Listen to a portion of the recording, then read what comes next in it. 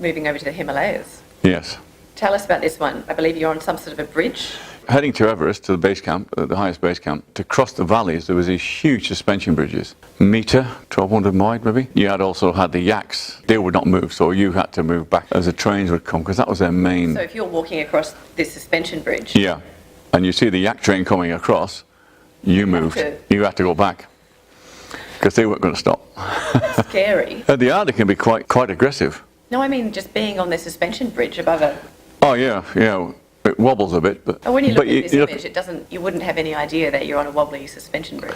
No, and it was about 100 metres above the water. You definitely get out the road of the yaks when they come through, because they don't cut the horns off. Oh, right. Yeah. The horns are about almost as wide as the bridge. I guess yaks are their main method of... They are. They're like the road trains of Himalayas. Yeah. How far up Everest did you get? We got 6,000 metres up to base camp. See, there's a story here too. We went up there in 6 days, got back in 4. What's the normal? Normal's 3 weeks, but we didn't realise this. And the problem is, if you don't acclimatise, that you can cause brain damage because of oxygen starvation.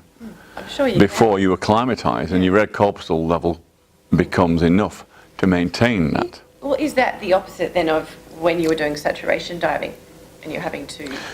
You're on a lower level, yes. The opposite of... Well, what happened in the saturation diving is when you decompress, the oxygen levels are increased to eliminate any helium bubbles. So therefore, after a couple of days, your body stops producing red corpuscles. So when you come out, you're totally anemic. In fact, if you're onshore, you'd be put in hospital. But there, you were just put on deck and kept working.